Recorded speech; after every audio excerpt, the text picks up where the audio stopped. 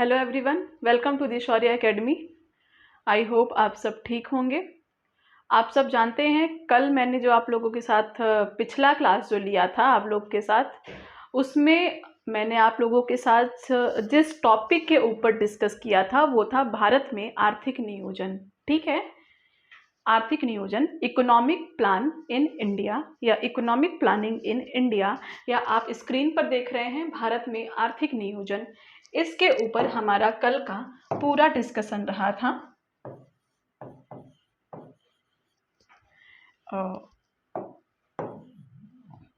Sorry,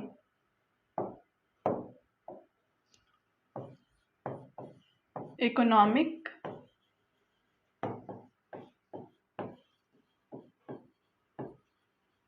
planning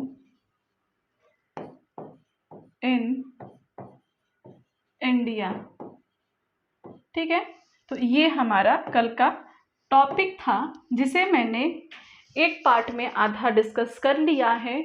और आप सब जानते हैं, अगर आप कल के क्लास में प्रेजेंट थे तो या आपने कल की क्लास देखी है तो आपको मालूम होगा कि आज का जो हमारा सेगमेंट है वो योजना आयोग से यानी कि प्लानिंग कमीशन से आगे बढ़ेगा, जिसमें हम प्लानिंग कमीशन के ऊपर चर्चा करेंगे, राष्ट्रीय विकास परिषद के ऊपर चर्चा करेंगे, उसके बाद हम पंचवर्षीय योजनाओं के ऊपर डिटेल से चर्चा करेंगे। ठीक है, तो इस क्लास में इन 3 टॉपिक्स के ऊपर हमारा पूरा डिस्कशन रहेगा। जैसा आप सब जानते ही हैं, आधी क्लास मैंने ले ली है पिछले क्लास में ही, बाकी बची जो भी क्लासेस हैं वो आज के क्लास में कंप्लीट हो जाएंगी आर्थिक नियोजन से संबंधित।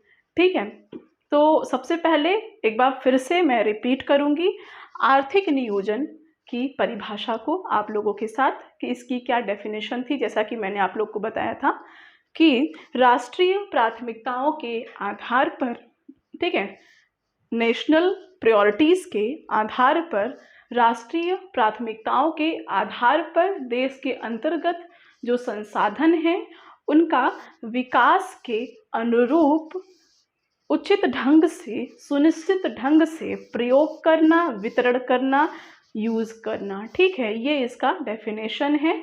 और वो संसाधन कैसे भी हो सकते हैं, प्राकृतिक भी हो सकते हैं, आर्थिक भी हो सकते हैं, या मानव संसाधन हो सकते हैं।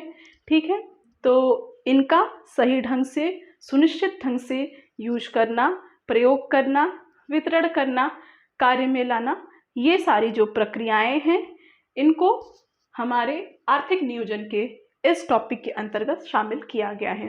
ठीक है, तो आर्थिक नियोजन हमारे देश की अर्थव्यवस्था की एक बहुत बड़ी प्लानिंग होती है। ठीक है, जिसको लेकर के हमारी सरकार आगे बढ़ती है और उसी के अंतर्गत छोटे छोटे योजनाओं को बनाती है जो मिल करके ऑल ओवर हमारी जो सस्टेनेबल डेवलपमेंट की एक लक्ष्य होती है, सतत विकास की, समावेशी विकास की जो एक गोल होता है, उसे प्राप्त करने के लिए छोटे छोटे योजनाएं सरकार समय समय पर लाती रहती हैं, बनाती रहती हैं। कुछ की टाइमिंग थोड़ी ज़्यादा होती है, कुछ छोटे टर्म के लिए होते हैं, लेकिन उनका जो एम होता है वो सबका समावेशी विकास, या आप कह सकते हैं सबका साथ सबका विकास, जो स्लोगन है हमारे करंट गवर्नमेंट का। तो ये रहा पूरा आज का टॉपिक। तो इसमें हम बढ़ते हैं हमारे योजना आयोग से। ठीक है, इससे पहले एक नज़र डालेंगे हम कि हमने अभी तक क्या क्या डिस्कस किया था। ठीक है, ये आप देख सकते हैं आर्थिक नियोजन की डेफिनेशन। एक बार इस डेफिनेशन को मैं फिर से पढ़ देती हूँ। आर्थिक नियोजन एक संगठित आर्थिक प्रयास है। ठीक है, संगठित आर्थिक प्रयास है जिसमें राज्य के द्वारा एक निश्चित अवधि में सुनिश्चित आर्थिक एवं सामाजिक लक्ष्यों की प्राप्ति के लिए, लक्ष्य आर्थिक भी हो सकते हैं, सामाजिक भी हो सकते हैं, उनके प्राप्ति के लिए प्राकृतिक, आर्थिक या मानवीय संसाधनों का विवेकपूर्ण ढंग से समन्वय व नियंत्रण किया जाता है। किसके अंतर्गत? आर्थिक नियोजन के अंतर्गत। ठीक है, संसाधन कैसे? प्राकृतिक, आर्थिक या मानवीय। ठीक है, तो ये इसका डेफिनेशन है। मैंने कल भी विस्तार से बताया था, आज मैं आप लोग के लिए बस एक एज एन इंट्रोडक्शन में यहाँ पर आप लोग को बता रही हूँ। मेन जो हमारा टॉपिक है वो योजना आयोग से आज का शुरू होगा।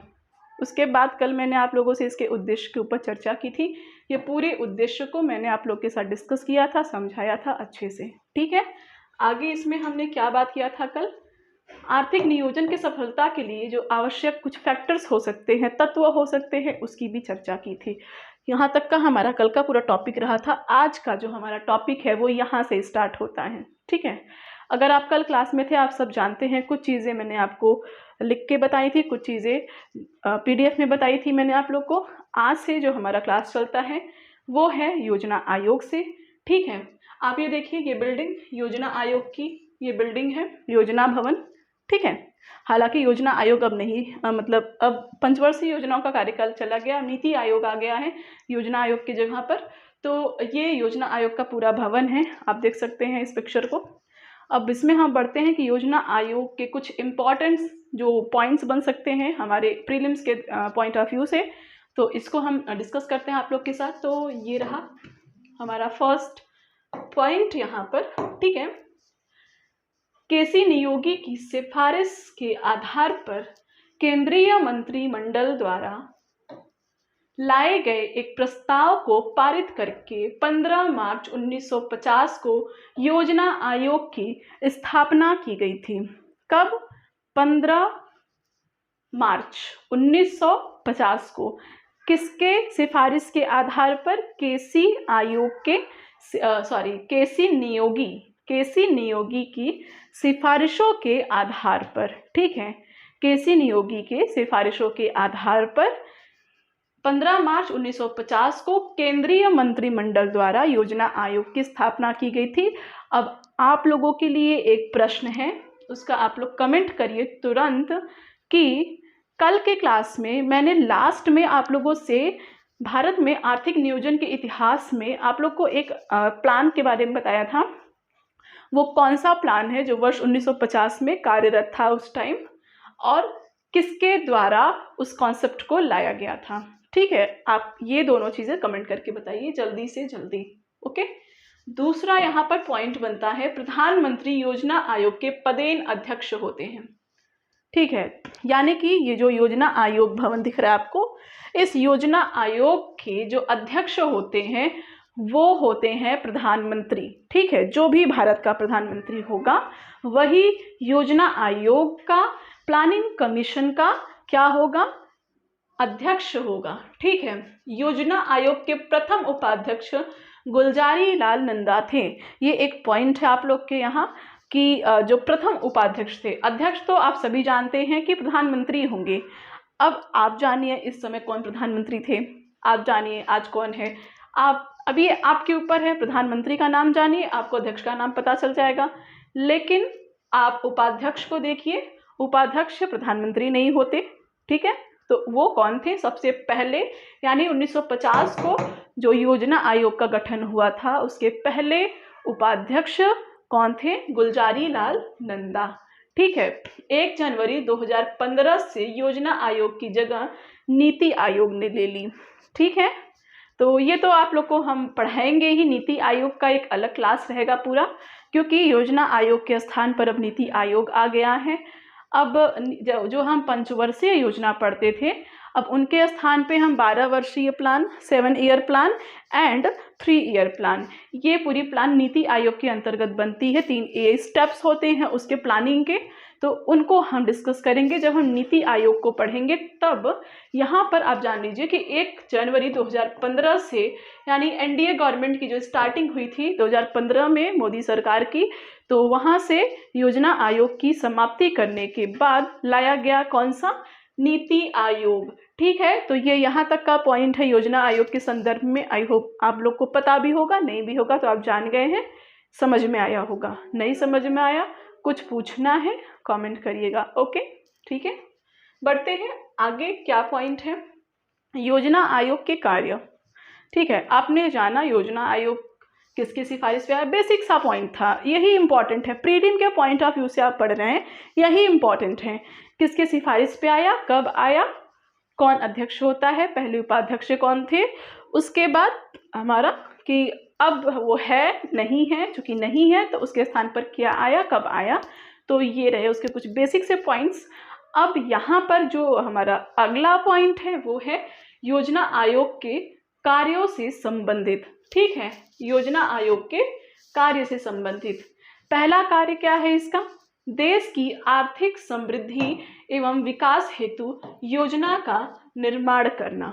ठीक है, आर्थिक समृद्धि एवं आर्थिक विकास, ये एक चैप्टर मैंने आप लोग को बहुत ही डिटेल से डिस्कस किया, पढ़ाया है इकोनॉमी के ही इस बैच के अंतर्गत।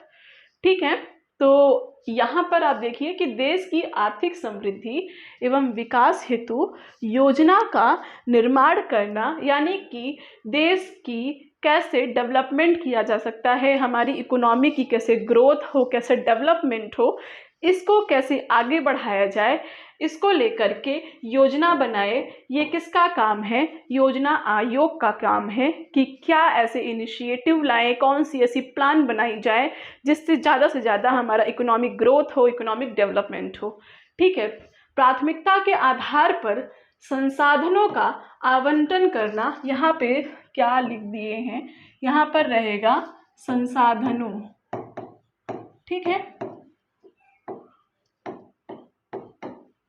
प्राथमिकता के आधार पर संसाधनों का आवंटन करना।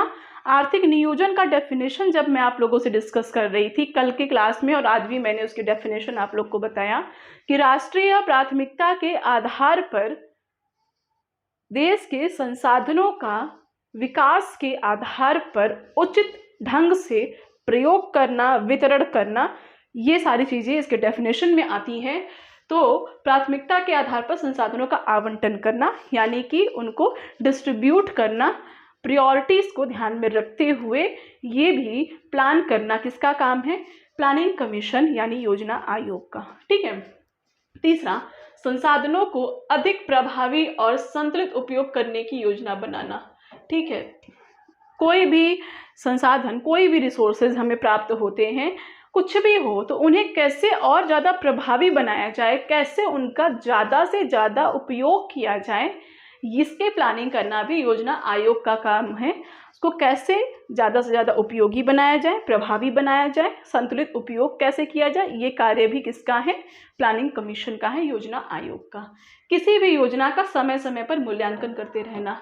अब चूंकि आपका काम है योजनाओं को बनाना, आपने योजना बना दिया, इसका मतलब ये नहीं कि आप योजना बनाएं और योजना बना के उसे ऐसे ही स्किप कर दीजिए, छोड़ दीजिए। नहीं, आपको टाइम टाइम पर ये मूल्यांकन करना है कि आपने जो योजना लाई है वो कैसे कार्य कर रही है, कितना कार्य कर चुकी है, क्या उसकी प्रोग्रेस है, क्या नहीं है, ये सारी चीज़ें देखना भी किनका काम है? योजना आयोग का, प्लानिंग कमीशन का ही कार्य है।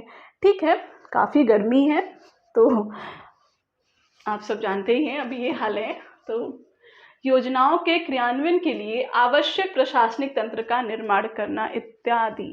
ठीक है, यानी कि आपका काम तो है ही कि आप ऑल ओवर सभी चीज़ों को ध्यान में रखते हुए एक प्लान बनाइए, उस प्लान का समय समय पर मूल्यांकन करते रहिए, लेकिन साथ ही साथ आपको ये भी देखना है कि जो प्लान आप बना रहे हैं उनके लिए आप एक कुशल एडमिनिस्ट्रेशन या प्रशासनिक तंत्र का भी निर्माण करिए, जो कि उसके क्रियान्वयन में अच्छे ढंग से अपनी भागीदारी दिखा सके, उस पर एक लोगों के बीच में एक बाध्यता बना सके, एक प्रशासन तंत्र ऐसा मजबूत बने जिससे योजनाओं के सफल होने में एक प्लस पॉइंट जुड़ जाए और उनका क्रियान्वयन जो है वो सुगमता से और अच्छे से हो सके।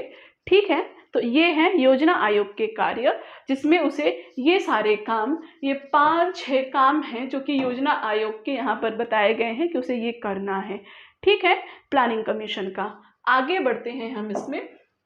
तो जैसा कि मैंने कहा कि इसमें हम योजना आयोग के ऊपर हमने चर्चा की, जो भी बेसिक से बात हो सकती थी, कब बना, किसके द्वारा, किस सिफारिश पे बना, कौन अध्यक्ष कौन उपाध्यक्ष, जो भी है उसके पॉइंट्स, बेसिक चीज़ों को हमने डिस्कस किया। उसके बाद उसके कार्य वो भी हमने डिस्कस किया। अब हम किसके ऊपर बात करेंगे? राष्ट्रीय विकास परिषद के ऊपर। ये भी हमारे आर्थिक नियोजन की प्रक्रिया में बहुत ही महत्वपूर्ण है, योजना आयोग की तरह ही। ठीक है, तो क्या है ये? राष्ट्रीय विकास परिषद की स्थापना 6 अगस्त 1952 में की गई थी।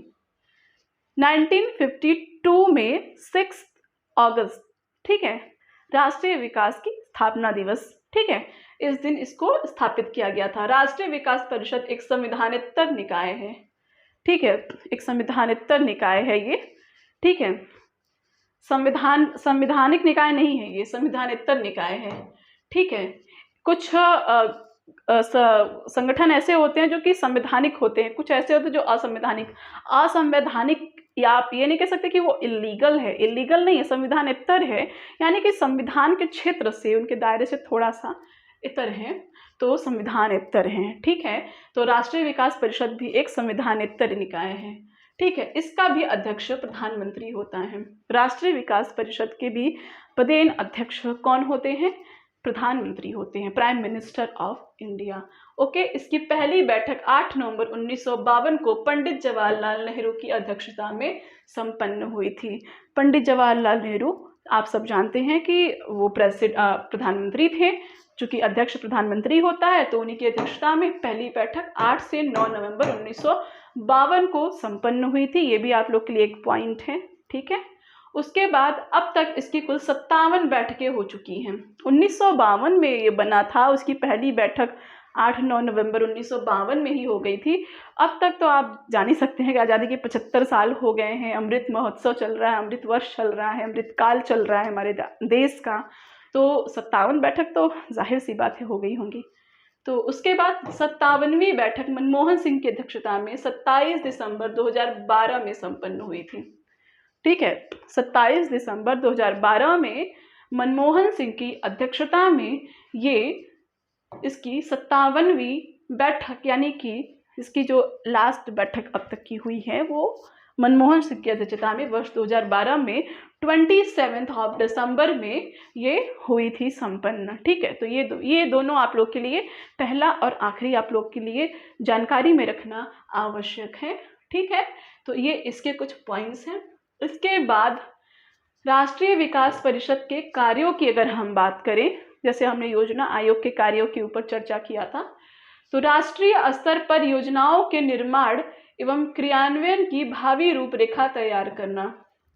ठीक है, जैसे योजना आयोग के का कार्य है कि उसकी योजनाओं को मल्टी डायमेंशनल तरीके से परख करके उनको लाना, इसी प्रकार से इसका कार्य ये है कि योजनाओं की रूपरेखा तैयार करना, मतलब एक ब्लूप्रिंट तैयार करना। कोई भी प्लान है तो उसका ब्लूप्रिंट तैयार करे कि उनको कैसे क्रियान्वित किया जाए, कैसे उनके निर्माण की क्या प्रोसेस हो सकती हैं योजनाओं को लाने की।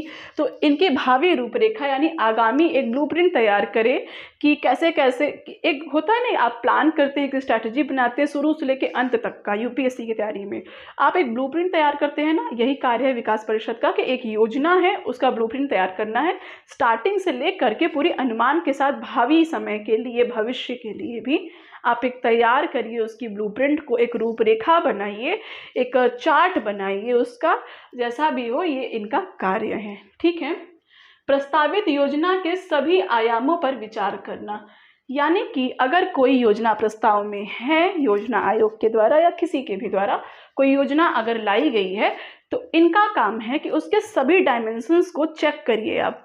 ठीक है, यानी कि कोई भी प्लान आता है तो वो पर्यावरण के दृष्टिकोण से, सामाजिक दृष्टिकोण से, आर्थिक दृष्टिकोण से, राजनीतिक दृष्टिकोण से वो हमारे समाज के लिए सही है, कितना कारगर है, कितना नहीं है, इन चीज़ों का जो मूल्यांकन है हर एक डायमेंशन से, वो करने का काम है राष्ट्रीय विकास परिषद का। ठीक है, आगे इसका हम तीसरा देखें तो योजना के लक्ष्य को प्राप्त करने का प्रयास करना,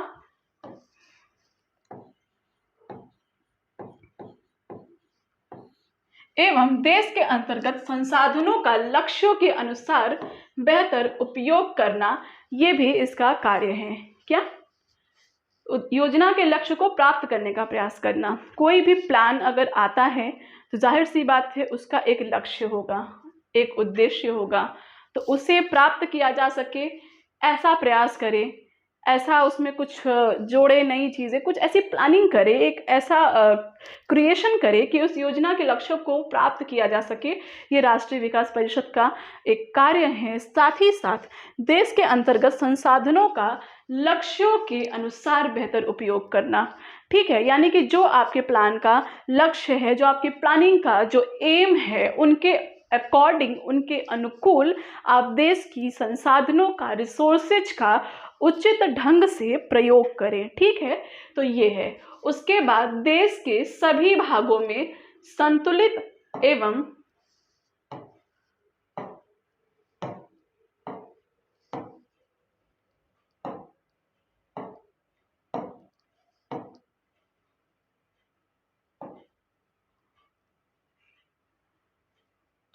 इसको आप थोड़ा इग्नोर करिएगा, ओके,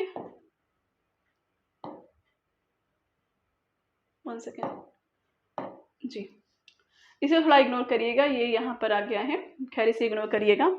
देश के सभी भागों में संतुलित एवं तीव्र विकास को सुनिश्चित करना, ठीक है, संतुलित एवं तीव्र विकास, ठीक है। अगर देश के अंतर्गत डेवलपमेंट को लेकर के कोई प्लानिंग की गई है तो राष्ट्रीय विकास परिषद, इसका नाम ही है नेशनल डेवलपमेंट काउंसिल, राष्ट्रीय विकास परिषद, इनका कार्य है कि देश के अंतर्गत अब ज़्यादा से ज़्यादा डेवलपमेंट की क्रिया हो सके, ज़्यादा से ज़्यादा विकास हो सके, ऐसी चीज़ों को लेकर के आप अपना कार्य करें, ऐसी चीज़ों को लेकर के आप प्लानिंग करें, क्योंकि आप बनाए ही इसीलिए गए हैं, आपका नाम ही है नेशनल डेवलपमेंट काउंसिल, तो आप काम भी उसके लिए करिए। ये भी है इसका।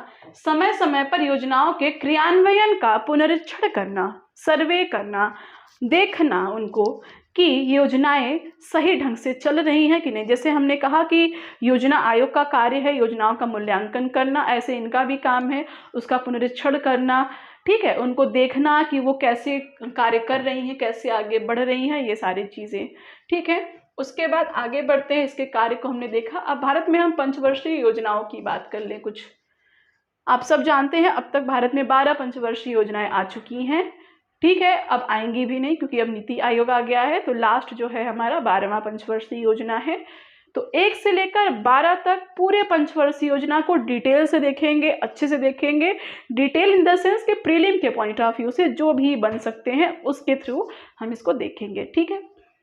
देखिए पहला, ओके, प्रथम पंचवर्षीय योजना 1951 से 1956, ठीक है, ओके, 1951 से 1956, 1950 का हमारा लास्ट क्या था योजना, कमेंट करके बताइए। प्रथम पंचवर्षीय योजना 1951 से 1956 यानी कि 5 ईयर, चूंकि ये है ही 5 ईयर प्लान, ठीक है। इसका क्या इसमें कुछ महत्वपूर्ण बिंदु क्या थे। यह हेराल्ड डोमर समृद्धि मॉडल पर आधारित था। ये एक मॉडल है हेराल्ड डोमर समृद्धि मॉडल, ये एक टर्म है, आप इसको ध्यान में रखिएगा। हेराल्ड डोमर समृद्धि मॉडल के पे ये आधारित था, ठीक है। तो हेराल्ड डोमर समृद्धि मॉडल पर ये आधारित है प्रथम पंचवर्षीय योजना। इस योजना में कृषि को उच्च प्राथमिकता दी गई। यहाँ कृषि लिखा है, यहाँ पर कृषि को, ठीक है। प्रथम पंचवर्षीय योजना जो रहा है उसमें कृषि क्षेत्र को प्राथमिकता दी गई थी, यानी कि सरकार का आज़ादी के बाद जो पहली पंचवर्षीय योजना आई तो उसमें क्या था कि ज़्यादा से ज़्यादा जो फोकस हो वो कृषि क्षेत्र के ऊपर हो, ठीक है। ग्रामीण क्षेत्र में चूँकि हमारी जो उस समय की जो आबादी थी वो कृषक आबादी ज़्यादा थी, ग्रामीण आबादी ज़्यादा थी, तो इसी में सरकार का उद्देश्य था कि आगामी 5 वर्षों तक कृषि को ज़्यादा से ज़्यादा प्रोत्साहित किया जाए, ठीक है। इस योजना में आधारभूत अवसंरचना जैसे सड़क निर्माण, परिवहन, संचार सुविधाएं, सिंचाई, जल विद्युत के विकास पर बल दिया गया, ठीक है। चूँकि ग्रामीण जनसंख्या थी, ग्रामीण आबादी थी, ग्रामीण क्षेत्र थे, तो ज़्यादा से ज़्यादा सरकार डेवलपमेंट में बेसिक चीज़ों को लेकर के चलने चाहती थी। जो बेसिक चीज़ें हैं जैसे कि अच्छी सड़कें हों, हाँ उस समय नहीं थे, परिवहन का विकास नहीं था, गाड़ियाँ नहीं थी, सैकड़ों क्या मतलब कुछ काफ़ी दूर दूर तक लोग पैदल जाते थे, बैलगाड़ी से जाते थे, घोड़ा गाड़ी, बैलगाड़ी ऐसी चीज़ें चलती थी, नहीं थे परिवहन के साधन नहीं थे, तो कैसे जाएंगे लोग, या रहे भी होंगे तो इक्का दुक्का रहे होंगे। आप अपने ही क्षेत्र में अगर आप उस समय के इतिहास को अपने ही घर में किसी से पूछे तो शायद आपको पता चले कि क्या स्थिति रही होंगी। आज के हिसाब से तो नगण्य ही थी एक तरीके से, तो नहीं थी, सड़कें अच्छी नहीं थी, परिवहन, संचार, मोबाइल फ़ोन तो हम लोग के सामने आया है, तो हम लोग अपने आंखों के सामने देखें मोबाइल फ़ोन का आना। टेलीफोन हुआ करता था जब हम छोटे थे, तो घर में दो दो तीन तीन फ़ोन ऐसे रखे रहते थे, टेलीफोन था। फ़ोन तो मोबाइल फ़ोन बहुत बाद में आया, नोकिया का पुराना वाला सेट। उसके बाद एंड्रॉयड तो बहुत ही न्यू है हम सब के लिए। तो आप देख सकते हैं संचार का क्या, पत्र भेजे जाते थे, काफ़ी मतलब अजीब कोई घटना आज हुई, पत्र पहुंचा 4 दिन बाद। हमारे यहाँ पे भी ऐसे ही था कि हमारी दादी बताती थी कि उनकी जो मदर थी उनकी डेथ हो गई थी और खबर उनको पहुंची थी 3 दिन बाद। तो देखिए आज तो सेकंड भी नहीं लगते हैं। तो दादी मेरी बताती थी, ये रियल है, हमारे घर की ही घटना है कि मेरी दादी की मदर, उनकी डेथ हुई और उनको पता चला 3 दिन बाद। क्यों? क्योंकि संचार की सुविधा ही नहीं थी। जब तक उनके पास खबर पहुंची 3 दिन बीत चुके थे। तो कितनी दुखद बात भी है, और कितना मतलब कितना कुछ फेस किया है पहले के लोगों ने आज की अपेक्षाकृत। तो आप देख सकते हैं कि सड़क निर्माण, कि ठीक ठाक सड़कें हो जाएं, ठीक ठाक गाड़ियां चलने लगे, उस पर संचार की सुविधाएं अच्छी हो सके, सिंचाई, चूंकि कृषि क्षेत्र के ऊपर बल था तो जल विद्युत, ठीक है। तो ये सब चीज़ें भी थोड़ा मतलब देखा सरकार ने कि ये चीज़ें अगर होंगी तो कृषि क्षेत्र को भी फायदा होगा और लोगों को भी थोड़ा फायदा होगा। तो ये रहा प्रथम पंचवर्षीय योजना के कुछ महत्वपूर्ण बिंदु। आगे बढ़ते हैं हम इसमें द्वितीय पंचवर्षीय योजना की ओर। ठीक है, 1956 से 1961 कितने साल हुए? 5 साल, 5 ईयर, 6 4 1960 1 5 1961 1961 1956 से 1961 दूसरी पंचवर्षीय योजना, सेकेंड 5 ईयर प्लान। यह पीसी महालनोबिस मॉडल पर आधारित था। वो हेराल्ड डोमर समृद्धि मॉडल पर आधारित था, ये पीसी महालनोबिस मॉडल पर आधारित है दूसरा वाला। इसका मुख्य उद्देश्य समाजवादी समाज की स्थापना करना, ठीक है, और इसमें उद्योगों के विकास को प्राथमिकता दी गई। ठीक है, आप सभी जान लीजिए कि सेकंड जो हमारा पंचवर्षीय योजना आया, इसमें ज़्यादा से ज़्यादा भारी उद्योगों को प्रोत्साहन देने की बात की गई थी। ठीक है, कि भारी उद्योगों का विकास किया जाए, इंडस्ट्रीज लाई जाएं, भारी उद्योग हमारे यहाँ संचालित हो, ऐसा इस प्लानिंग का 5 year plan, second 5 year plan का ये कॉन्सेप्ट रहा था, ये मोटिव रहा था। ठीक है, इसमें समाजवादी समाज की स्थापना के ऊपर बल दिया गया था। ठीक है, कि जो कार्य हो सेंट्रलाइज्ड हो, सरकार के पास ज़्यादा नियंत्रण हो, ना कि निजी लोगों के पास, निजी समूह, निजी व्यक्तियों के पास, निजी संस्थाओं के पास। इस योजना के दौरान राउरकेला, भिलाई तथा दुर्गापुर में लौह इस्पात संयंत्र स्थापित किया गया। चूंकि भारी उद्योगों को प्रोत्साहन देने की बल दी गई थी इस योजना के अंतर्गत, तो सेकेंड 5 ईयर प्लान के समय ही राउरकेला, भिलाई और दुर्गापुर में लौह इस्पात संयंत्र स्थापित किए गए थे। ये आप लोग के लिए एक पॉइंट हो सकता है, आप यहाँ पर देखिएगा। साथ ही चितरंजन लोकोमोटिव्स, सिंदरी उर्वरक कारखाना, इंटीग्रल कोच फैक्ट्री आदि भी इसी योजना काल के दौरान स्थापित किए गए थे। क्या? चितरंजन लोकोमोटिव्स, सिंदरी उर्वरक कारखाना, इंटीग्रल कोच फैक्ट्री, ये 3 चीज ऐसे हैं जो भी सेकेंड 5 ईयर प्लान के दौरान ही स्थापित किए गए थे। तो आप इनको ध्यान में रखिएगा, द्वितीय पंचवर्षीय योजना। आगे बढ़ते हैं, हमारा नेक्स्ट तृतीय पंचवर्षीय योजना 1961 से 1966, ये भी कितना हुआ? 5 साल। यह योजना जे सैंडी, सुखमय चक्रवर्ती एवं महालनोबिस मॉडल से प्रभावित है। जे सैंडी, सुखमय चक्रवर्ती एवं महालनोबिस मॉडल के ऊपर ये प्रभावित हैं। इन तीनों का जो भी मॉडल रहा है उसके ऊपर यह योजना प्रभावित रही है, उससे ये इफेक्टेड रही है। इस योजना का उद्देश्य अर्थव्यवस्था को आत्मनिर्भर बनाना तथा स्वतः स्फूर्त अवस्था में पहुंचाना है। ठीक है, यानी इस टाइम भी आत्मनिर्भर भारत की कॉन्सेप्ट को रखी गई थी कि ज़्यादा से ज़्यादा जो इंडिया की इकोनॉमी है वो आत्मनिर्भर हो। या फिर आप यहाँ आत्मनिर्भर का मतलब क्या होता है, मैंने आप लोग को जब बताया था, इकोनॉमी का जब पहला क्लास लिया था आप लोगों के साथ, भारतीय अर्थव्यवस्था का परिचय, तो उसमें आप लोग को 3 एक जो अर्थव्यवस्था का वर्गीकरण था उसमें मैंने आप लोग को बताया था, एक आत्मनिर्भर अर्थव्यवस्था, एक परस्पर निर्भर अर्थव्यवस्था, और एक होता है कि निर्भर, मतलब कि दूसरों पर निर्भर अर्थव्यवस्था। ठीक है, एक तो होता है कि जो खुद पे पूरी तरीके से निर्भर हो, एक होता है जो पूरी तरीके से दूसरों पर निर्भर हो, एक होता है जो परस्पर रूप से निर्भर हो, यानी कि तुम थोड़ा मैं फिर मिल करके काम किए। ठीक है, तो ये रहा। तो यहाँ पर क्या है कि आत्मनिर्भर बनने की ओर, चूँकि उस समय भारत की कंडीशन बहुत ख़राब थी। ठीक है। अचानक से कुछ भी करना ये भारत के पक्ष में नहीं था। ऐसे में बहुत ही स्थिति गड़बड़ हो गई थी। अब समय देखिए 1966 का समय, वार का सीजन, मतलब युद्ध वाले समय थे, आप 62 का युद्ध जानते हैं। तो ऐसी चीज़ों से भारत उभरा था, देश का हालत बहुत ख़राब था इन चीज़ों में। तो आप समझ सकते हैं कि ये योजना का काल काफ़ी ज़्यादा डिस्प्यूटेड था, काफ़ी ज़्यादा। देखिए यहाँ पर जिक्र भी है कि भारत चीन युद्ध 1962, भारत पाक युद्ध 1965, 1965-66 के दौरान भीषण सूखा से तीसरी योजना पूरी तरह से असफल रही थी। देख लीजिए आप यहाँ पर कि क्या स्थिति थी। एक तो लक्ष्य ये रखा गया कि भारत को आत्मनिर्भर बनाया जाए, लेकिन इसी समय 62 में चीन से युद्ध हो गया, 65 में पाकिस्तान से वार हो गया। चीन के युद्ध का फायदा उठाया पाकिस्तान ने कि चीन से भारत हारा है तो उसकी हालत ख़राब है और हम भी इसी में मतलब लग जाते हैं, फिर भारत और हार जाएगा। लेकिन उसे भी मुँह की खानी पड़ी थी, क्योंकि वो जानता नहीं है कि इसके लिए तो बाप बाप ही है। बट उसके बाद फिर सूखा पड़ा काफ़ी ज़्यादा, ठीक है, भीषण सूखा 1965-66 में। तो जाहिर सी बात है कि इतने सारे में आएंगी ही, मतलब यहाँ पर भी लॉस, यहाँ पर भी युद्ध में भले आप जीते लेकिन लॉस तो होता ही है ना। तो इन सब चीज़ों की वजह से काफ़ी ज़्यादा डिस्प्यूटेड हो गई थी सारी चीज़ें, बहुत ज़्यादा अव्यवस्थित हो गई थी। तो ये जो योजना थी जाहिर सी बात है सफल नहीं हो सकती थी, ठीक है। इस योजना के अंतर्गत 1964 में सोवियत संघ के सहयोग से बोकारो आयरन एवं स्टील इंडस्ट्री की स्थापना की गई थी। बोकारो आयरन एवं स्टील इंडस्ट्री, बोकारो आयरन एवं स्टील इंडस्ट्री की स्थापना बोकारो में की गई थी। किसकी मदद से?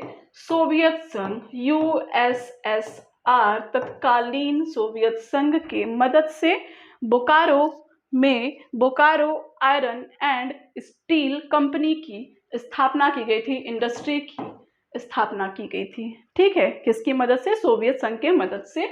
किस योजना के अंतर्गत? तीसरी पंचवर्षीय योजना के अंतर्गत। कौन से वर्ष में? 1964 में, ठीक है।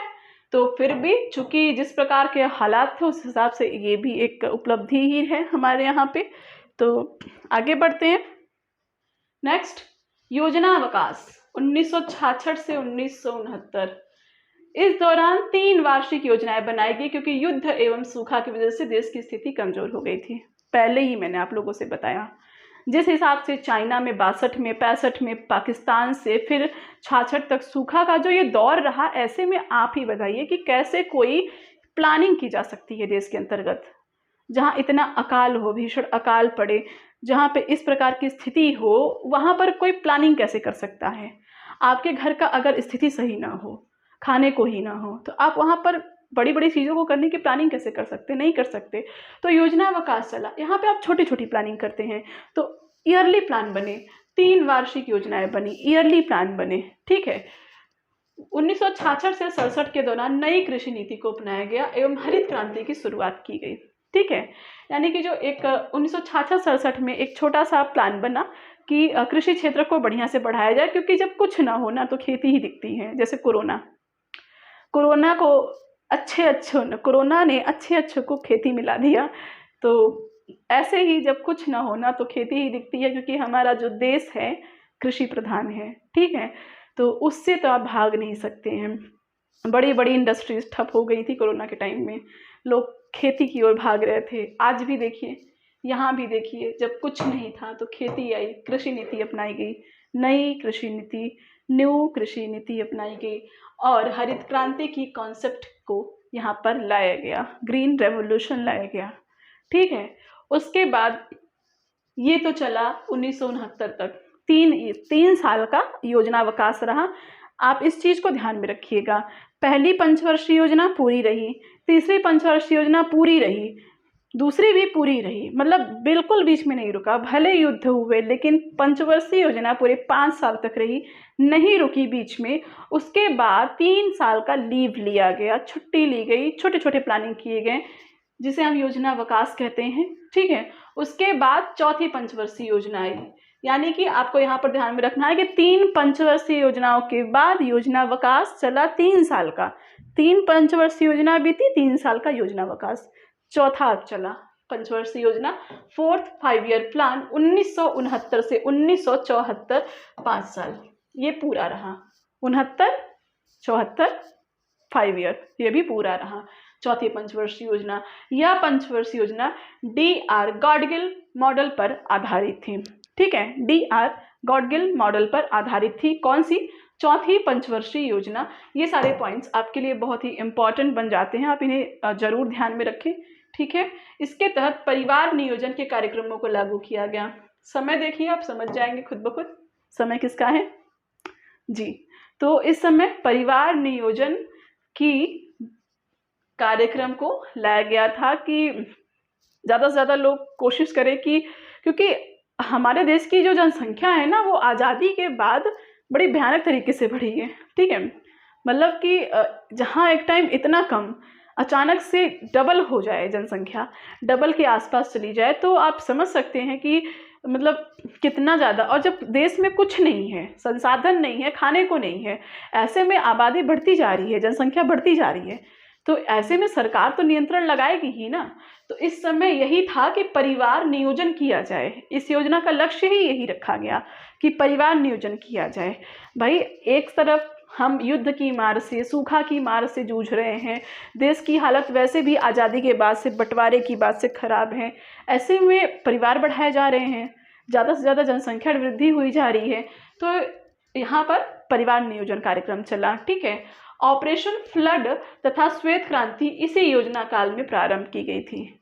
ऑपरेशन फ्लड और श्वेत क्रांति इसी योजना काल से संबंधित है, आप इसको ध्यान में रखिएगा। ठीक है, आगे बढ़ते हैं इसके अगले पॉइंट में। तो पांचवी पंचवर्षीय योजना 1974 से 1969, आप देख सकते हैं ये भी कितने साल रहा? पूरे 5 साल रहा, विदाउट एनी गैप। ठीक है, पांचवी पंचवर्षीय योजना भी पूरी रही 5 ईयर, 1974 से 1969 तक। इस योजना में गरीबी उन्मूलन और आत्मनिर्भरता प्रमुख उद्देश्य थे। ठीक है, इस योजना का प्रमुख उद्देश्य गरीबी उन्मूलन और आत्मनिर्भरता था, यानी कि ज़्यादा से ज़्यादा ये था कि गरीबी उन्मूलन की बात चली थी। ठीक है, गरीबों का उद्धार किए जाने की बात थी कि गरीबी हटाओ कार्यक्रम चला था। इस समय में लोगों को आत्मनिर्भर बनाया जाए, छोटे छोटे मतलब कार्य करे, आत्मनिर्भर बने लोग अपने आप में ही। जैसे प्रधानमंत्री ने पकौड़ा योजना चलाया था, तो ऐसे ही आत्मनिर्भरता की ओर बात की जा रही थी, गरीबी उन्मूलन, गरीबी हटाओ कार्यक्रम की। ठीक है, इस योजना में निर्यात प्रोत्साहन एवं आयात प्रतिस्थापन पर बल दिया गया। निर्यात प्रोत्साहन, आयात प्रतिस्थापन, इस चीज को ध्यान में रखिएगा। आयात को रोको, कम करो, निर्यात ज़्यादा करो। यहाँ पर ये बात की जा रही थी कि ज़्यादा से ज़्यादा आप चीज़ें बेचिए, बाहर भेजिए, मंगाइए कम। इस योजना का एक लक्ष्य रहा है, एक उद्देश्य रहा है कि आप बाहर सामान ज़्यादा बेचिए, अपने यहाँ प्रोडक्शन बढ़ाइए। इंपोर्ट और एक्सपोर्ट में ये पूरा इसका कॉन्फ्लिक्ट रहा था कि आयात यानी कि आप अपने देश में बाहर से चीज़ें मंगवाइए कम, अपने देश के प्रोडक्शन को बढ़ा करके बाहर चीज़ें भेजिए ज़्यादा। तो ये इस योजना का एक उद्देश्य रहा है। ठीक है, 1975 में 20 सूत्रीय कार्यक्रम शुरू किया गया था। एक 20 सूत्रीय कार्यक्रम शुरू किया गया था 1975 में। राष्ट्रीय न्यूनतम आवश्यकता कार्यक्रम और काम के बदले अनाज कार्यक्रम भी इसी योजना के तहत क्रियान्वित किए गए थे। काम के बदले अनाज, ठीक है, यानी कि लोगों को ये कहा गया कि आप काम करिए, उस काम के एवज में आपको अनाज दिए जाएंगे। ये एक कार्यक्रम रहा है सरकार का, जो कि इसी पांचवी पंचवर्षीय योजना के अंतर्गत स्टार्ट हुआ था। और एक कौन सा? राष्ट्रीय न्यूनतम आवश्यकता कार्यक्रम भी इसी के अंतर्गत स्टार्ट हुआ था। ठीक है, आगे बढ़ते हैं हम। अनवरत योजना, जनता पार्टी सरकार ने पांचवी पंचवर्षीय योजना को 1 वर्ष पूर्व ही समाप्त कर देने की घोषणा कर दी थी। ठीक है, जो 1969 तक चलने को था, यहाँ पर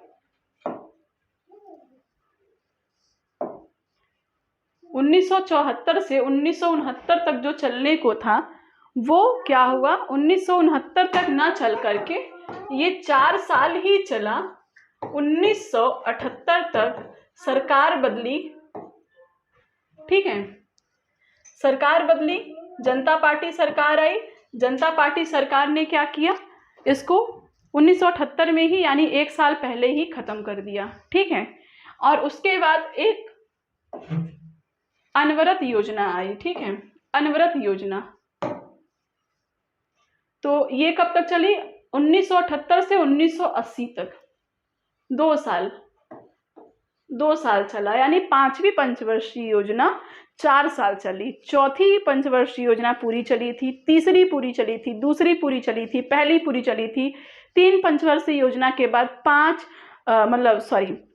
3 पंचवर्षीय योजना के बाद 3 साल का योजना अवकाश रहा, ठीक है। उसके बाद चौथी पंचवर्षीय योजना चली जो पूरी चली थी। 5वीं पूरी चलने को थी, लेकिन सरकार बदल गई, जनता पार्टी सरकार सत्ता में आ गई और उसने 5वीं 5 ईयर प्लान को 1 साल पहले ही खत्म कर दिया और एक अनवरत योजना लेके आया 1978 से 1980 को, जिसे आप रोलिंग कमीशन या रोलिंग प्लान भी कह सकते हैं, ठीक है। रोलिंग प्लान, तो अनवरत योजना या रोलिंग प्लान, जो भी आप कहिए। जनता पार्टी सरकार ने 5वें पंचवर्षीय योजना को 1 वर्ष पूर्व ही समाप्त कर देने की घोषणा की। वर्ष 1978 से 83 की अवधि के लिए अनवरत योजना या रोलिंग प्लान बनाई गई। बनाया तो इन्होंने था 1983 के लिए 5 साल का, ठीक है। इन्होंने इसको रोलिंग प्लान नाम दिया, रोलिंग प्लान। और एक योजना का मतलब इन्होंने अपना बनाया कि 1978 से 1983 के लिए, ठीक है, 5 साल के लिए, 1978 से 1983 के लिए 5 साल के लिए इन्होंने अनवरत योजना या रोलिंग प्लान बनाया। रोलिंग प्लान का प्रतिपादन रोलिंग प्लान का प्रतिपादन गुरनाल मायर्डर द्वारा अपनी पुस्तक एशियन ड्रामा में किया गया। भारत में इसे लागू करने का श्रेय डी.टी. लकड़वाला को जाता है, ठीक है। यानी कि रोलिंग प्लान को भारत में लागू किया था किसने, डी.टी. लकड़वाला ने। और इस मॉडल को, रोलिंग प्लान का जो प्रतिपादन है, इसको गुरनाल मायर्डर द्वारा अपनी पुस्तक एशियन ड्रामा में शामिल किया गया था, इसको मतलब। और उसके बाद ये योजना 1978 से 1983 के लिए लाई गई थी, लेकिन फिर से सरकार बदली और 2 ही वर्ष में योजना समाप्त हो गई। फिर आया 6ठी पंचवर्षीय योजना 1980 से 1985, ठीक है। बीच में सरकार बदली और उन्होंने नया कॉन्सेप्ट लाया रोलिंग प्लान का, अनवरत योजना का, ठीक है। और जिसको स्टार्ट करने का श्रेय जाता है डी.टी. लकड़वाला को। लेकिन चूंकि फिर 2 साल ही बीते थे, जनता पार्टी सरकार फिर गिरी, नई सरकार, फिर से पिछली सरकार पुनः आ गई। उसके बाद उसने फिर से 6ठी पंचवर्षीय योजना लाया वर्ष 1980 से 1985 तक के लिए, ठीक है। अब देखते हैं इसमें क्या हुआ। यह योजना आगत निर्गत मॉडल पर आधारित थी, आगत निर्गत मॉडल पर आधारित थी, आगत निर्गत मॉडल पर आधारित थी यह योजना। इस योजना का प्रमुख उद्देश्य गरीबी उन्मूलन एवं रोजगार में वृद्धि करना था। जैसा कि इससे पहले की भी जो थी 5वीं, वो भी गरीबी उन्मूलन की ओर थी। उसमें भी गरीबों के उद्धार की बात की गई थी, साथ ही साथ आत्मनिर्भरता की बात की गई थी। यहाँ पर एक नया जुड़ गया, रोजगार में वृद्धि, कि ज़्यादा से ज़्यादा लोगों को रोजगार दिया जाए, ऐसी बात की गई थी, ठीक है। चूँकि सरकार बनी थी तो जाहिर सी बात है ये सारी चीज़ें रहेंगी ही, ओके। तो ये है। उसके बाद हम इसमें देखते हैं नेक्स्ट, तो 7वीं पंचवर्षीय योजना, ठीक है। ये 6ठी पंचवर्षीय योजना के यही पॉइंट थे जिसको हमने आप लोग के साथ डिस्कस किया। 7वीं पंचवर्षीय योजना 1985 से 1990। 7वीं पंचवर्षीय योजना 5 साल पूरी चली थी। 6वीं पंचवर्षीय योजना इससे पहले की ये 6ठी पंचवर्षीय योजना 5 साल पूरा चली थी, 1980 से 85 तक, ठीक है। इसके बाद 7वीं पंचवर्षीय योजना आती है 1985 से 90 तक के लिए, ठीक है। अब देखते हैं इसमें क्या होता है। यह योजना जो है वो जॉन डब्ल्यू मिलर मॉडल पर आधारित थी। John W Miller model, John W Miller model पर आधारित थी।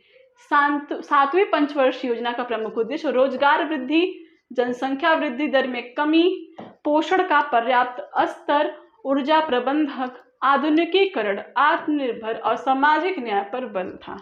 ठीक है, ये इसका लक्ष्य था 7वीं पंचवर्षीय योजना का कि रोजगार में वृद्धि किया जाए, जनसंख्या की जो वृद्धि दर है उसको कम किया जाए, पोषण का जो स्तर है उसको सुधार किया जाए, ऊर्जा का प्रबंधन किया जाए, आधुनिकीकरण पर ध्यान दिया जाए, सामाजिक न्याय और आत्मनिर्भरता के ऊपर बल दिया जाए। ये इसका पूरा लक्ष्य रहा था। ये भी पूरा चला, आई होप। ठीक है, हाँ। उसके बाद योजना विकास फिर आया। योजना विकास यहाँ पर लिखे हुए हैं, ये है योजना विकास।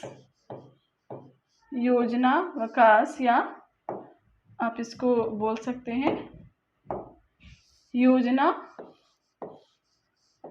अवकाश,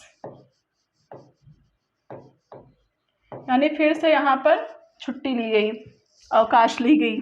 ठीक है, 7वीं पंचवर्षीय योजना के बाद फिर 2 साल का योजना विकास रहा, 1990 से 1992 का। ठीक है, ये 2 साल का योजना विकास रहा और 1 अप्रैल 1990 से 31 मार्च 1992 तक राजनीतिक अस्थिरता एवं आर्थिक संकट के कारण 1 वर्षीय योजना बनाई गई। ठीक है, उस टाइम आर्थिक संकट चल रहे थे। आप जानते हैं 1990 का ही समय है जब सोवियत संघ का विघटन हुआ था। सोवियत संघ हमारे देश के लिए तो बहुत महत्वपूर्ण रहा है, तो उसका भी विघटन इसी समय हुआ था। ठीक है, उसी का दौर चल रहा है। इस टाइम काफ़ी ज़्यादा राजनीतिक अस्थिरता थी। ठीक है, इस्टेब्लिशमेंट नहीं था। ठीक है, पीस नहीं था। इसी वजह से क्या था कि 7वीं पंचवर्षीय योजना के बाद कोई पंचवर्षीय योजना फिलहाल के लिए नहीं आई, 2 वर्ष का लीव रहा, योजना विकास रहा। और इसके अंतर्गत 1951 में व्यापक स्तर पर आर्थिक सुधार किए गए, निजी क्षेत्र की भूमिका बढ़ाने पर बल दिया गया। ठीक है, सोवियत संघ के विघटन के बाद भारत में इसकी जो आर्थिक प्रणालियां हैं, आर्थिक जो इसकी प्रक्रियाएं थी, इसमें काफ़ी ज़्यादा आर्थिक सुधार किए गए। पूरा अर्थव्यवस्था में बहुत ज़्यादा सुधार हुआ है हमारे यहाँ पे 1991 के बाद। एलपीजी रिफॉर्म है, लीगलाइजेशन, प्राइवेटाइजेशन, ग्लोबलाइजेशन, वैश्वीकरण को अपनाया गया, प्राइवेटाइजेशन किया गया, प्राइवेट संस्थाओं को, निजी संस्थाओं की भागीदारी को बढ़ाया गया अर्थव्यवस्था के अंतर्गत। ठीक है, तो ऐसी सारी व्यवस्थाएं की गई 1991 के बाद से हमारे यहाँ पे। उसके बाद आती है हमारी 8वीं पंचवर्षीय योजना, 1990 से 92 तक का हमारा लीव रहा है। ठीक है जी, 1990 से 92 तक का लीव रहा है। उसके बाद 1992 से 1997 तक का ये फिर हमारा 8वीं 5 ईयर प्लान। तो इसमें क्या है, इसका प्रमुख लक्ष्य सर्वांगीण मानव विकास था, यानी कि मानव का सर्वांगीण विकास, मल्टी डायमेंशनल डेवलपमेंट। मानव का हर एक आयाम, हर एक दिशा से, हर एक दृष्टिकोण से विकास हो सके, ऐसा 8वीं पंचवर्षीय योजना का लक्ष्य था। 15 से 35 वर्ष के लोगों में निरक्षरता को पूर्णतः समाप्त करने का प्रयास किया गया था। मैला ढोने की प्रथा को पूर्णतः समाप्त किया गया था। ठीक है, इंसानों के द्वारा मैला ढोने की जो प्रथा रही थी, आप सभी इससे परिचित होंगे, इसको पूर्णतः समाप्त करने की इसमें प्रयास किया गया था और किया भी गया है। ठीक है, इसके बाद 15 से 35 साल के वर्ष के लोगों के बीच में निरक्षरता को पूर्णतः समाप्त करने की बात, यानी कि 15 से 35 साल की उम्र के लोग निरक्षर तो ना हो, ऐसी व्यवस्था की गई थी। ठीक है, तो जो कि यहाँ पर इसमें रहा है, हालांकि ये पूरी तरीके से तो आज भी नहीं हो पाया है, बट जो भी हो, बहुत स्थिति सही है हमारे यहाँ पर। तो ये रहा, ये भी 5 साल पूरा रहा है। फिर 9वीं पंचवर्षीय योजना आती है। ठीक है, 9वीं पंचवर्षीय योजना, आप लोग 1 मिनट वेट करिए, मैं अभी तुरंत आती हूँ। ओके, सिर्फ 1 मिनट।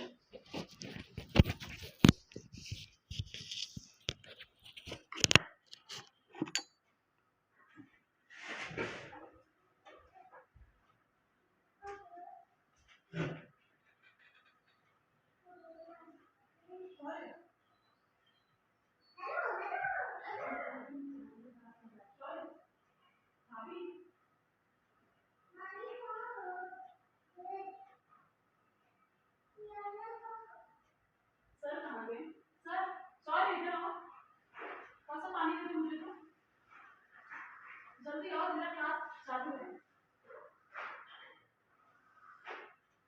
क्लास चालू है, क्लास में बात क्या है, 1 मिनट में आ रही हूँ, क्लास में बता रही हूँ, चालू है क्लास, मत पॉज ना करो, पॉज ना करो, बंद मत करना, बंद मत करना रे, तुम पागल हो क्या, तुम बैठ रहे हो, तुमसे बोले पानी दो मुझे ना, तो वहां से बैठो, चलो तुम पानी दो, जान दो भाई को रखते हैं पास में।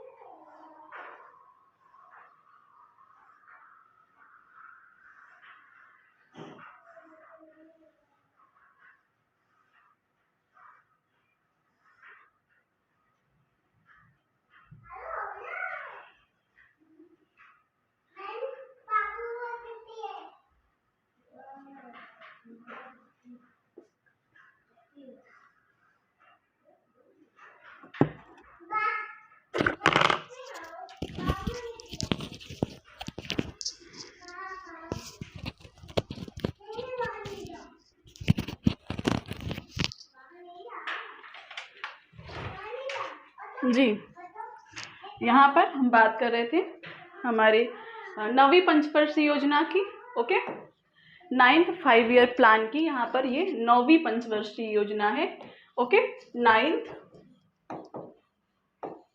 5 ईयर प्लान, 9वीं पंचवर्षीय योजना, ठीक है। इसमें क्या है, इसमें सर्वोच्च प्राथमिकता न्यायपूर्ण वितरण एवं समानता के साथ विकास को बल दिया गया, ठीक है। सर्वोच्च प्राथमिकता किसको दी गई, न्यायपूर्ण वितरण एवं समानता के साथ विकास को।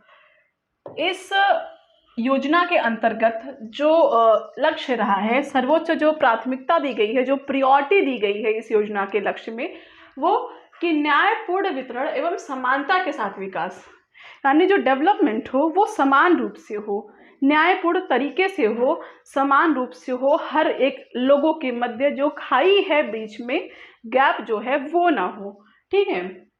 कृषि तथा ग्रामीण विकास पर बल दिया गया, ठीक है, कृषि और ग्रामीण विकास पर बल दिया गया इसके अंतर्गत, कि ज़्यादा से ज़्यादा जो हमारे यहाँ के गांव हैं उनका विकास हो सके, क्योंकि अगर गांव का विकास होगा तभी जा कर के हमारे देश में स्थिति सही होगी।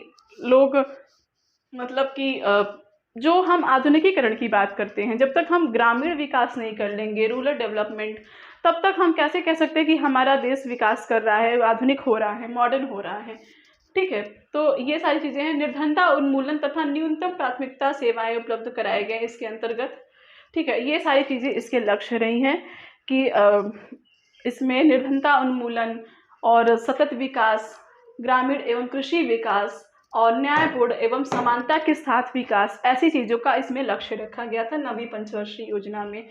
9वीं पंचवर्षीय योजना 1997 से 2002, 5 साल, ओके, 5 साल, 1997 से 2002 तक रही थी। उसके बाद आता है 10वीं पंचवर्षीय योजना, जो कि है 2002 से 2007 तक, ठीक है, 2002 से 2007 तक का, ठीक है।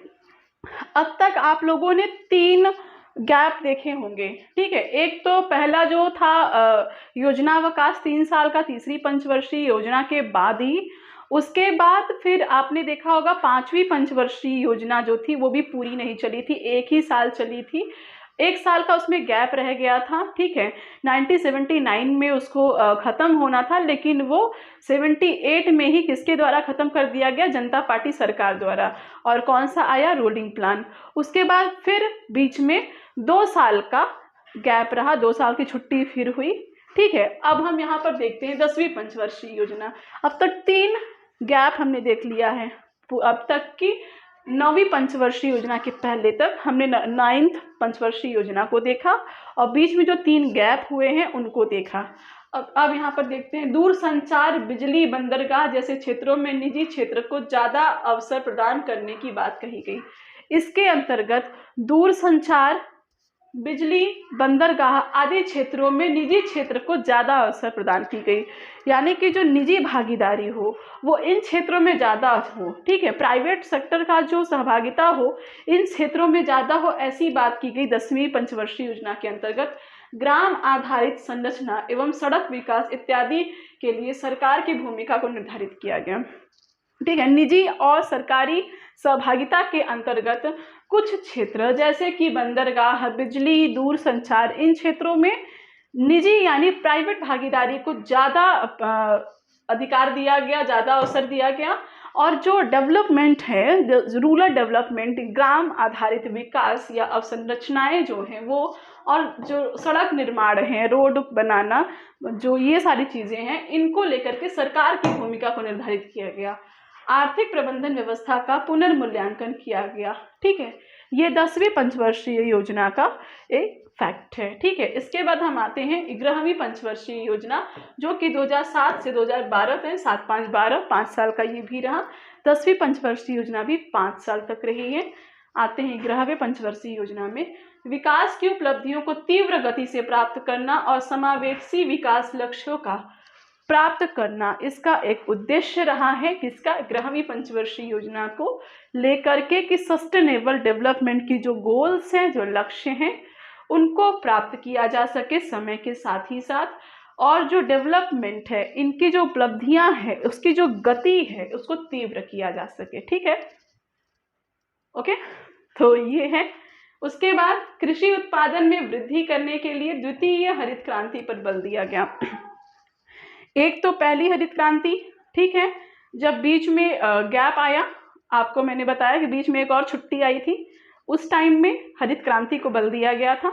उसके बाद, ठीक है, उसके बाद अब में यहाँ पर सेकेंड ग्रीन रेवोल्यूशन की बात की गई है, किसमें, 11th 5 ईयर प्लान में सेकेंड ग्रीन रेवोल्यूशन की बात की गई है, और कृषि क्षेत्र में उत्पादन में ज़्यादा से ज़्यादा वृद्धि हो सके, ऐसी यहाँ पर डिस्कस की गई है, ठीक है। ये तो रही 11वीं पंचवर्षीय योजना। अब आता है हमारा last 5 year plan, that is 12th 5 year plan या 12वीं पंचवर्षीय योजना, ठीक है। थोड़ा गले में खराश हो गई थोड़ी सी। तो 12वीं पंचवर्षीय योजना, 12th 5 ईयर प्लान 2012 से 2017 तक ये रहा, लेकिन ये आप सब जानते हैं कि उस बीच में ही क्या आ गया, नीति आयोग, ठीक। अब देखिए, इसका उद्देश्य तीव्र, धारणीय एवं अधिक समावेशी विकास के लक्ष्य को प्राप्त करना, ठीक है। धारणीय एवं समावेशी विकास, सतत विकास डेवलपमेंट इस तरीके से हो कि जो चीज़ें हैं, जो संसाधन हैं, वो आज भी वैसी ही बनी रहे, कल के लिए भी धारणीय विकास हो, सतत विकास हो, ऐसी चीज़ों का अधिक से अधिक बल दिया जाए, ये इस योजना का उद्देश्य था, ठीक है। सकल घरेलू उत्पाद में 8% की वृद्धि दर प्राप्त करना, इसका एक ये भी उद्देश्य था कि जो जीडीपी है हमारे यहाँ का, ग्रॉस डोमेस्टिक प्रोडक्ट, जीडीपी की जो ग्रोथ रेट है, उसमें 8% की वृद्धि करना भी इस योजना का लक्ष्य था। कृषि क्षेत्र में 4 तथा विनिर्माण क्षेत्र में 10% की वृद्धि दर प्राप्त करना, ठीक है, यानी कि औद्योगिक क्षेत्र में 10% की वृद्धि दर, कृषि क्षेत्र में 4% की वृद्धि दर, सकल घरेलू उत्पाद जीडीपी में 8% की वृद्धि दर प्राप्त करना, ये हमारे 12वीं पंचवर्षीय योजना का लक्ष्य रहा है। 12वीं पंचवर्षीय योजना के अंत तक पूर्ववर्ती आंकड़ों की तुलना में प्रति व्यक्ति उपभोग गरीबी में 10 अंकों की कमी करना, ठीक है, यानी कि गरीबी में 10% की कमी करना, ठीक है, यानी कि जो गरीबी का स्तर था पहले के हिसाब से पूर्ववर्ती चीज़ों का मूल्यांकन करना, और 12वीं पंचवर्षीय योजना के अंत तक, उसके लास्ट तक 10% तक गरीबी को कम करना, ये 12वीं पंचवर्षीय योजना का एक उद्देश्य, एक लक्ष्य रहा है, ठीक है। योजना के अंत तक नवजात शिशु मृत्यु दर को घटाकर 25 तथा मातृ मृत्यु दर को घटा करके पर प्रति 1000 जीवित जन्म लाना, ठीक है, प्रति 1000, यहाँ प्रति लिखा है, प्रति 1000 जीवित जन्म लाना तथा बाल लिंगानुपात को सुधार कर 950 तक करना, ठीक है। ये भी इसका एक लक्ष्य रहा है कि शिशु मृत्यु दर को घटाना और मातृ मृत्यु दर को घटाना, ठीक है। और उसके बाद बाल लिंगानुपात यानी कि छोटे बच्चों में लिंगानुपात को अच्छा करना, 950 छोटी बच्चियों में 1000 छोटे बच्चों में, लड़कों में 950 छोटी बच्चियां, ठीक है। ये शिशु यानी कि बाल लिंगानुपात की बात की जा रही है कि 1000 बच्चों लड़कों में 950 लड़कियां हो, छोटे बच्चों की यहाँ पर बात की जा रही है बाल लिंगानुपात की।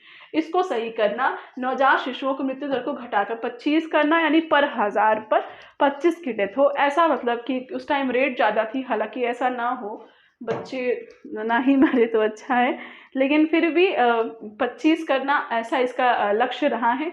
उसके बाद फिर मातृ मृत्यु दर को घटा करके प्रति 1000 जीवित जन्म तक लाना, ठीक है। ऐसी मतलब चीज़ें हैं। एक घटाकर एक, जी यहाँ पर यानी कि 1000 बच्चे जन्म लेते हैं तो मातृ मृत्यु दर यानी कि बच्चे को जन्म देते जो महिलाओं की मृत्यु हो जाती है।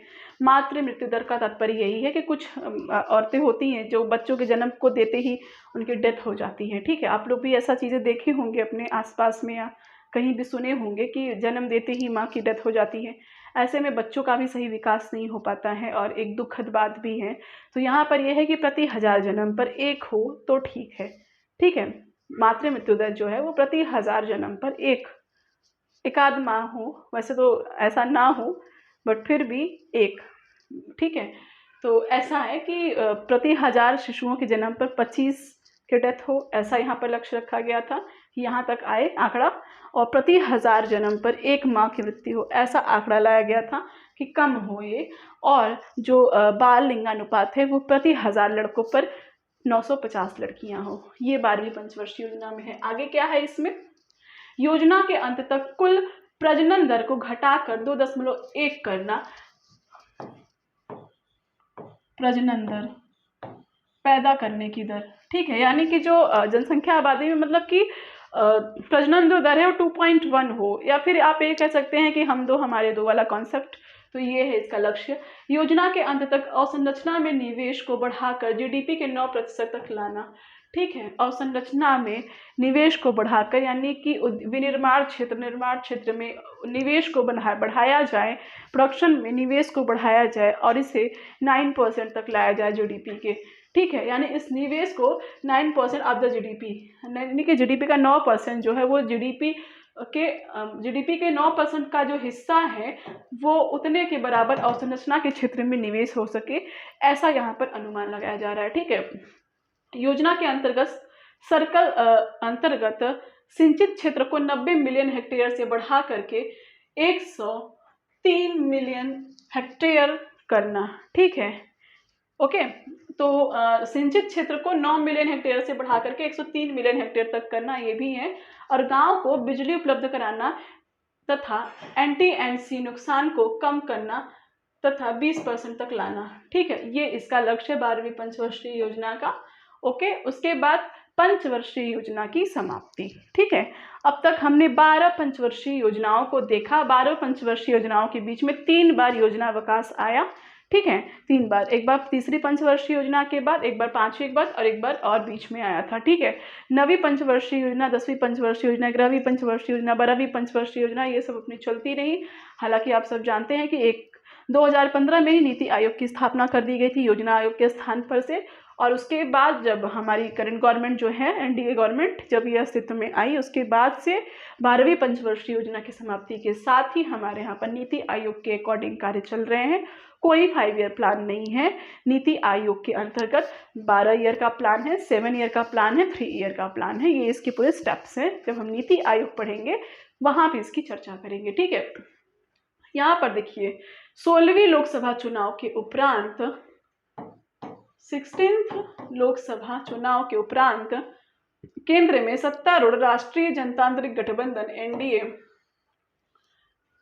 सरकार में योजना आयोग को समाप्त करने के पश्चात पंचवर्षीय योजना को समाप्त करने की घोषणा कर दी गई, ठीक है। यानी 16वीं लोकसभा चुनाव के बाद जो हमारी एनडीए गवर्नमेंट है, जो कि हमारी करंट गवर्नमेंट है, उसने योजना आयोग के समाप्ति की घोषणा की थी कि योजना आयोग को समाप्त किया जाएगा और उसके स्थान पर नीति आयोग को लाया जाएगा। और उसने लाया भी भारत में आर्थिक नियोजन के संदर्भ में पंचवर्षीय योजनाओं के स्थान पर सरकार ने 15 वर्षीय विजन, 7 वर्षीय रणनीति और 3 वर्षीय एक्शन एजेंडा प्रस्तुत किया। ठीक है, तो ये रहा नीति आयोग का ये एजेंडा है जिसको हम नीति आयोग के अंतर्गत पढ़ेंगे। ये 15 है या 12, ये मुझे आई थिंक डाउट है, यहाँ पे 12 होना चाहिए, 15 लिया है।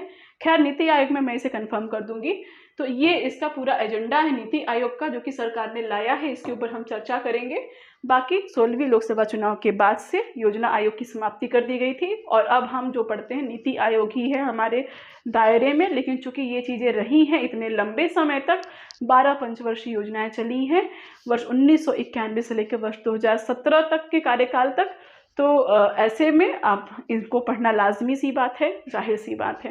तो ये रहा हमारा पूरा पंचवर्षीय योजना और यहाँ तक हमारा ये कंप्लीट होता है। अब यहाँ पर हम कुछ अदर फैक्ट्स को यहाँ पर डिस्कस करेंगे कि वर्ष 1991 से पहले और उसके बाद भारत में जो आर्थिक नियोजन का स्वरूप है वो किस प्रकार से बदला है। ठीक है, यानी कि जैसा कि हमने कहा कि वर्ष 1990 के बाद से हमारे देश में काफ़ी स्तर पर आर्थिक सुधार हुए हैं, इकोनॉमिक रिफॉर्म्स आए हैं। ठीक है, सोवियत संघ का विघटन हुआ, उसके बाद से एलपीजी रिफॉर्म्स आए, लीगलाइजेशन, प्राइवेटाइजेशन, ग्लोबलाइजेशन, ऐसी रिफॉर्म्स जो आई हैं, इनका हमारे देश की अर्थव्यवस्था पर क्या इम्पैक्ट रहा, क्या प्रभाव रहा, पहले क्या था अब क्या है, इन चीज़ों के डिफरेंस को हम यहाँ पर पढ़ते हैं। तो सबसे पहले वर्ष 1991 से पूर्व आर्थिक नीतियाँ। 1991 से पहले भारत की आर्थिक नीति क्या थी? सार्वजनिक क्षेत्र की अधिक भागीदारी थी। ठीक है, पहले हमारे देश में 1991 से पहले, चूंकि सोवियत संघ से प्रभावित था हमारा देश हमेशा से रशिया के फेवर में रहा था और सोवियत संघ के मॉडल से ज़्यादातर प्रभावित था। कहने को मिक्स्ड इकोनॉमी थी, लेकिन यहाँ पर जो एक तरीके का विचार था वो थोड़ा सा केंद्रीकृत था, सरकार का नियंत्रण ज़्यादा था अर्थव्यवस्था के क्षेत्र में अपेक्षाकृत निजी भागीदारी के, या फिर आप कह सकते हैं बहुत ही नगण्य था। जो निजी भागीदारी थी वो बहुत ही नगण्य था, जो भी रोल था वो सार्वजनिक क्षेत्र की अधिक थी, निजी क्षेत्र की अपेक्षाकृत। सेकेंड पॉइंट इसका हम देखें तो छोटे पैमानों के उद्योगों का संरक्षण तथा बड़े पैमानों के उद्योगों का नियमन। ठीक है, 1991 से पहले तक हमारे यहाँ पर छोटे उद्योगों का ज़्यादा मतलब रोल था, छोटे मोटे उद्योगों का ज़्यादा संरक्षण किया जाता था, बड़े पैमानों का उतना नहीं था। जो बड़े पैमाने के उद्योग हैं, बड़ी इंडस्ट्रीज थी, उनका उतना नहीं था। क्यों? क्योंकि हर चीज़ें सरकार के अंडर में थी और सरकार कितना करेगी, स्थिति भी तो सही नहीं थी। बहुत ज़्यादा राजनीतिक अस्थायित्व थे, बहुत ही ज़्यादा थे, थोड़ा बहुत नहीं बहुत ज़्यादा थे। आप इतिहास उठा के देखिए, इस टाइम में तो इतनी सरकारें गिरी हैं, इतनी सरकारें बनी हैं कि जिसका कोई हिसाब ही नहीं है। ठीक है, तो ये सब चीज़ें हैं। उसके बाद विदेशी प्रतियोगिता से संरक्षण। इंटरनेशनल लेवल पर, अंतर्राष्ट्रीय लेवल पर कोई कंपटीशन था ही नहीं इंडिया का। ठीक है, कोई कंपटीशन नहीं था, बहुत ही नॉर्मल थी हर चीज़ें, बहुत ही ज़्यादा संरक्षण के अंतर्गत थी, मतलब इन चीज़ों से एकदम बाहर था। विदेशी पूंजी पर प्रतिबंध, यानी कि जो विदेशी निवेश थे ऐसी चीज़ों को भारत में लाई ही नहीं जाती थी। ठीक है, यानी कि जो कैपिटल है, विदेशी कैपिटल, जो निवेश एफडीआई जो थी, ऐसी चीज़ों को लाने की कोई प्रथा ही नहीं, कोई प्रचलन ही नहीं थी। ये चीज़ें प्रतिबंधित थी एक तरीके से, आयात प्रतिस्थापन पर केंद्रित था। ठीक है, यानी कि आयात हमारे यहाँ पर कुछ नहीं था, मतलब ना ढंग का आयात न ढंग का निर्यात, कुछ भी नहीं। ये सारी चीज़ें जो थी एक तरीके से प्रतिस्थापित थी। सामरिक महत्व के भारी उद्योगों को सार्वजनिक क्षेत्र के अंतर्गत विकसित करना। ठीक है, सामरिक महत्व के भारी उद्योगों को सार्वजनिक क्षेत्र के अंतर्गत विकसित करना, यानी कि भारी उद्योगों का भी जो विकास था वो भी गवर्नमेंट के अंतर्गत था, उसमें भी निजी भागीदारी का कोई रोल नहीं था, जैसा कि मैंने आपको पहले ही बताया। तो ये 1991 के पहले की थी। अब बात की देखते हैं क्या है। बात की सार्वजनिक क्षेत्र पर बहुत कम निर्भरता, यानी कि अब जो निर्भरता रही है वो निजी क्षेत्रों पर रही है। ठीक है, निजी क्षेत्र पर रही है। आईएमएफ के द्वारा जो गाइडलाइन दी गई थी भारत को कि वो एलपीजी रिफॉर्म लाए अपने देश के अंतर्गत, भारत ने उसको किया भी, और उसके बाद से प्राइवेटाइजेशन हुआ हमारे देश में, तो निजी क्षेत्र की भागीदारी बढ़ी। और 1991 के पूर्व की जो स्थिति थी कि जहाँ पर सार्वजनिक क्षेत्र की भागीदारी थी, उसके बाद हमारे यहाँ पर निजी क्षेत्र की भागीदारी बढ़ी, छोटे लघु कुटीर उद्योगों एवं बड़े उद्योगों को बढ़ावा देना तथा नियमन करना, यानी कि छोटे उद्योगों के साथ ही साथ बड़े उद्योगों को भी बढ़ाने का एक पूरा यहाँ पर सीरीज चला। ठीक है, उसके बाद विदेशी प्रतिस्पर्धा को बढ़ावा देना, यानी कि जो प्रतिस्पर्धा पूरी तरीके से प्रतिबद्ध थी, संरक्षित थी, वो स्टार्ट हो गई। कंपटीशन बढ़ने लगा, हर एक देश का एक दूसरे देश से, भारत भी उसमें हिस्सा लेने लगा। इकोनॉमिक कंपटीशन बढ़ गया इंटरनेशनल लेवल पर। विदेशी पूंजी निवेश को बढ़ावा, ज़्यादा से ज़्यादा कोशिश की जाने लगी कि FDI आए हमारे देश में, विदेशी कैपिटल आए, कैपिटलिस्ट आए, ऐसी यहाँ पर बात की जाने लगी। आयात प्रतिस्थापन और निर्यात संबंधन पर बल दिया गया, यानी कि आयात को कम किया जाए, निर्यात को ज़्यादा किया जाए, ऐसी यहाँ पर कॉन्सेप्ट आई 1991 के बाद से। उसके बाद सामान्यतः सार्वजनिक क्षेत्र के उद्यमों का विनिवेश एवं निजीकरण करना। ठीक है, यानी कि ज़्यादा से ज़्यादा निजीकरण हो चीज़ों का और सार्वजनिक क्षेत्र की भागीदारी कम हो, ऐसा 1991 के बाद से ये पूरा कॉन्सेप्ट आया।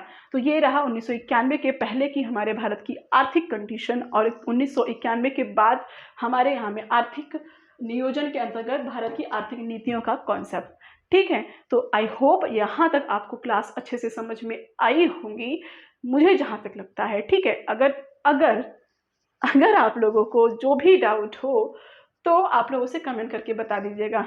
आप लोगों को लगता होगा कि मैं थोड़ा फास्ट बोलती हूँ, तो जहाँ पे मुझे लगता है कि समझाना है वहाँ पे मैं आप लोग को स्लोली लेके चलती हूँ। जहाँ पर लगता है कि ये चीज़ें ठीक हैं, आप लोग आसानी से समझ सकते हैं, तो फैक्चुअल हैं, तो ऐसी चीज़ों को मैं थोड़ा फास्ट ले जाती हूँ, ताकि आप लोग भी, अब देखिए आप लोग इतनी बड़ी तैयारी कर रहे हैं, fast reading, fast writing, fast understanding, हर चीज़ें आपकी फास्ट होनी चाहिए, लेकिन सही तरीके से। तो मेरी पूरी कोशिश यही रहती है कि आपको जो चीज़ें ज़्यादा ज़रूरी हो उनको अच्छे से समझा दूँ, जो चीज़ें आप समझ सकते हैं आसानी से, उन चीज़ों को मैं जल्दी से बता दूं, ताकि किसी का भी समय बर्बाद ना हो। इसी में मैं चाहूँ तो घुमा दो 1 घंटा, लेकिन क्या मतलब है। ठीक है, तो ठीक है, यहाँ तक हमने इसको देखा। अब यहाँ तक हमारा जो क्लास है वो एंड होता है यहीं पर। ओके, तो क्या हमने देखा, क्या पढ़ा? पिछले क्लास में हमने इसको मतलब भारत में आर्थिक नियोजन की इतिहास को जानना, उसकी परिभाषा, उसकी डेफिनेशन की चीज़ों को समझा था।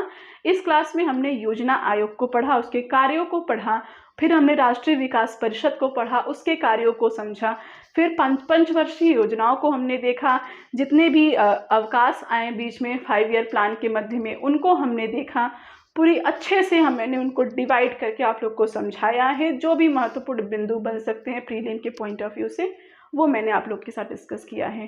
ठीक है, मुझे नहीं लगता कि इससे इतर आपको यहाँ पर प्रीलिम के पॉइंट ऑफ व्यू से पढ़ने की ज़रूरत होगी। योजना आयोग या आर्थिक नियोजन के अंतर्गत नीति आयोग का अलग ही सेक्शन में आप लोग को दूंगी, तो उसके लिए आप बिल्कुल निश्चिंत रहिए। नीति आयोग को भी मैं आप लोग को अच्छे से पढ़ाऊँगी। हालांकि नीति आयोग से कुछ खास प्रश्न तो नहीं बनते, लेकिन फिर भी मेरी तरफ से मैं कोई कमी नहीं रखूँगी। अब तक जैसे मैं करती आई हूँ वैसे भी मैं करूँगी। नेक्स्ट क्लास में इस टॉपिक के MCQ पे मैं आप लोगों से मिलूंगी, और तब तक के लिए thank you so much for watching.